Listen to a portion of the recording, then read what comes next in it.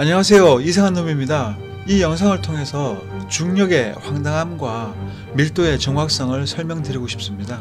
먼저 비행기가 제트 엔진에 불을 품어서 날아가는 것이 아니라 비행기 앞에 있는 공기를 흡입해서 압축하고 뒤로 날려보내기 때문에 비행기가 날아가는 것입니다. 호스의 앞부분을 누르고 있으면 물이 더 멀리 날아가는 것처럼요. 제트 엔진의 원리를 아주 간단하고 쉽게 설명드리도록 하겠습니다.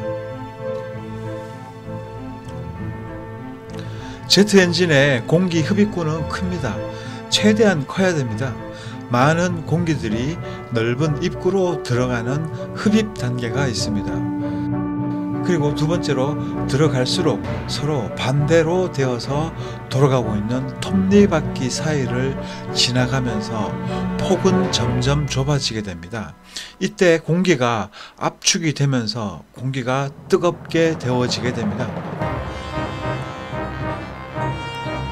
계속 공기가 압축되고 또 공기의 온도가 상승하면서 뒤쪽에 아주 작은 배출구를 통해서 압축된 공기가 밀려 나가면서 공기가 팽창해지고 그렇게 해서 비행기가 추진력을 가지게 되는 것입니다.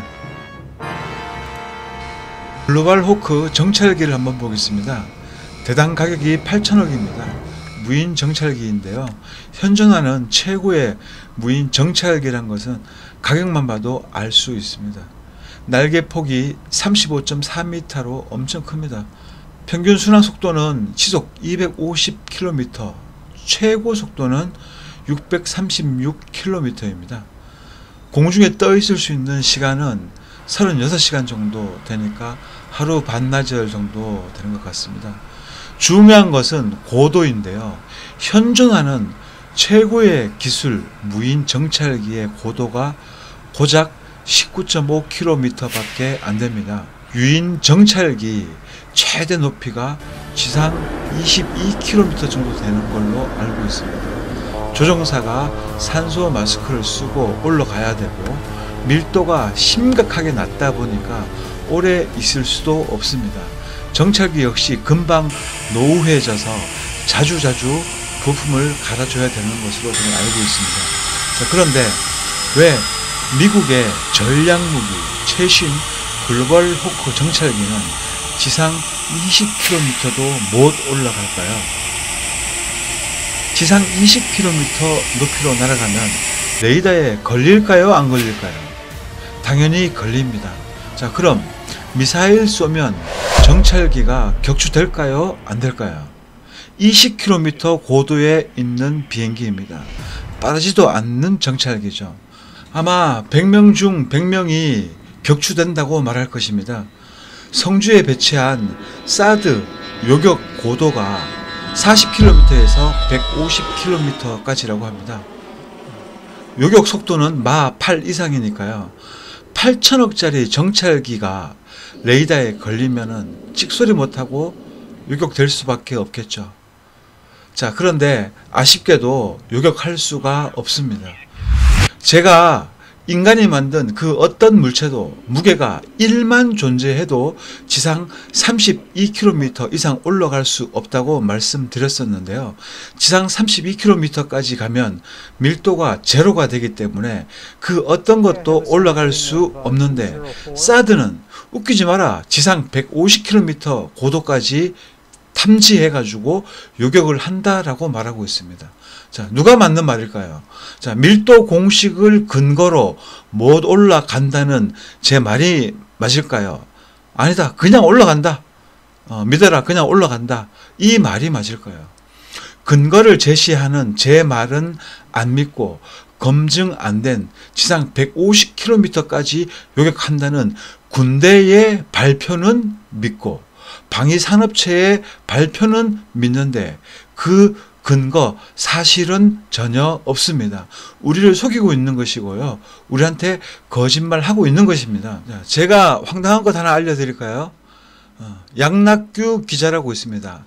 네이버에 양낙규라고 검색하면은 이 양낙규 기자님이 뜹니다. 이분의 양력을 봤더니 국방대학교 국방관리대학원 안보정책 석사 출신이고요. 그리고 아시아 경제 신문 기자입니다. 자, 무기 전문가이고 국방 전문 기자이신 양낙규 기자님께서 직접 말씀하셨습니다.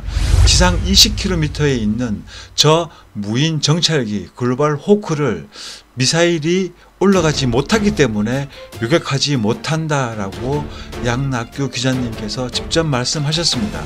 네이버에 고고도 무인 정찰기 후보 기종은이라고 검색을 하시면은 뉴스란에 이 기사가 뜨게 되어 있습니다.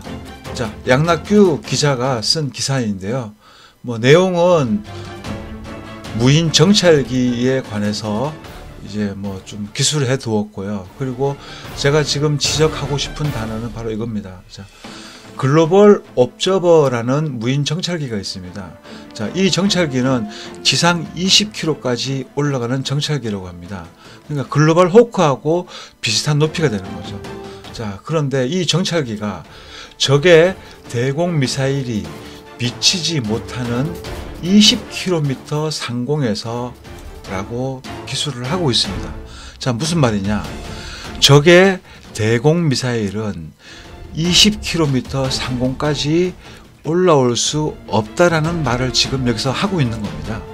자, 그러면 여기서 적이란 중국이나 러시아를 말하는 거겠죠. 자, 그러면 러시아의 대공 미사일은 지상 20km까지 올라올 수 없다라고 지금 말을 하고 있는 겁니다. 이게 미사일이라 못 올라가고, 자, 그러면은 ICBM은 올라갈 수 있을까요? 올라가서 요격할 수 있을까요? 또 그것도 말이 안 됩니다.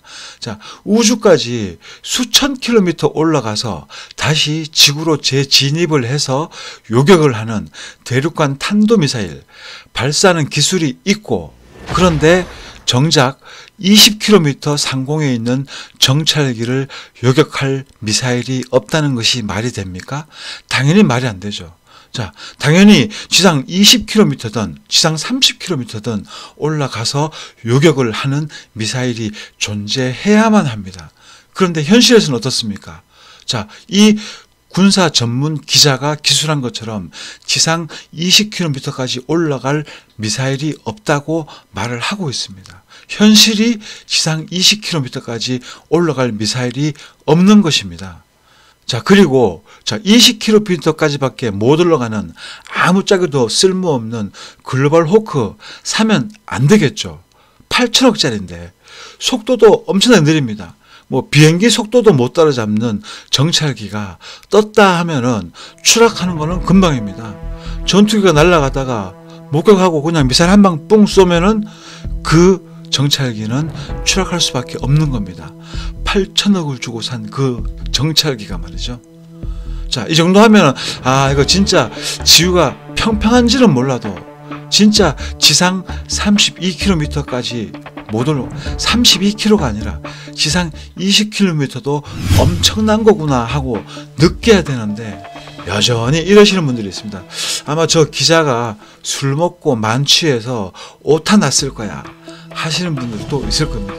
그런데 저 기사는 벌써 5년 전에 써진 기사입니다. 5년 전에 2013년 5월 4일 5년 전에 써진 기사입니다.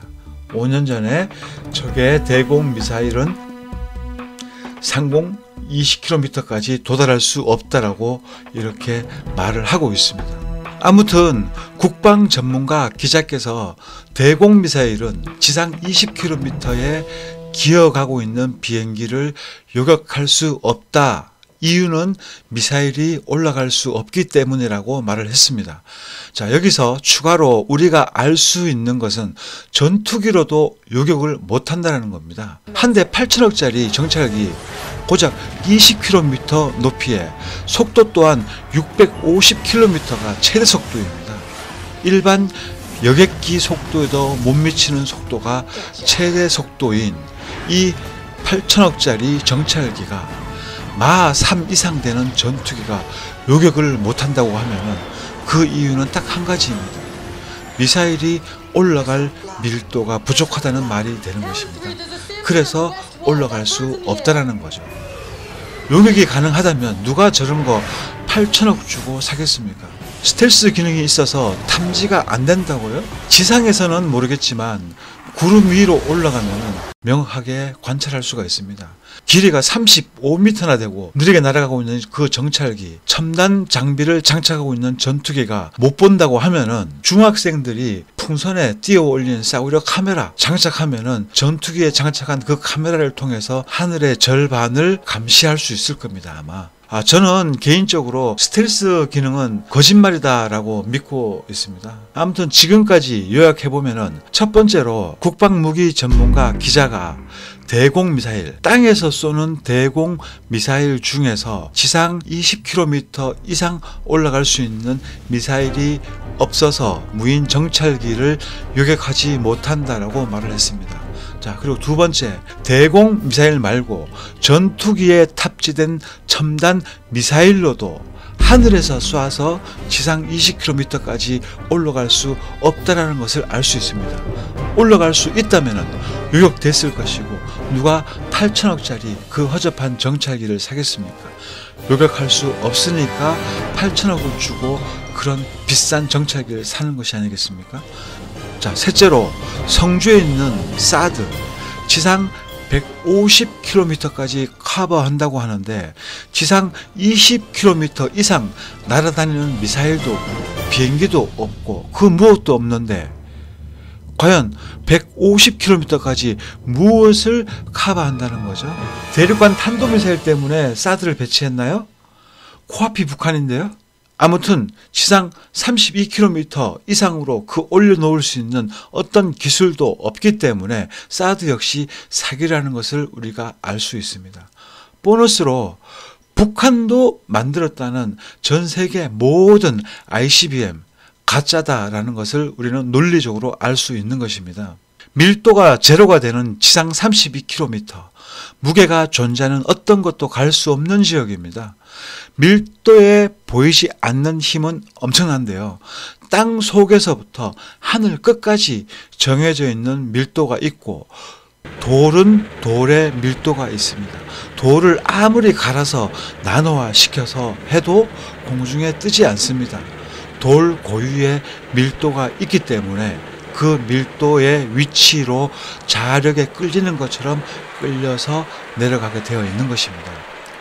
그래서 잠언 27장 3절에 보면은 돌은 무겁고 모래도 가볍지 아니하거니와 라고 말씀하고 있습니다. 모래도 가볍지 않다는 겁니다. 왜? 모래도 밀도가 있다라는 것이고 컴트레일을 아무리 나노화시켜서 뿌려봐도 떨어지게 되어 있는 것이 바로 그 물질의 밀도가 정해져 있고 그 밀도를 찾아가야 된다는 자연 법칙 때문에 그런 것입니다.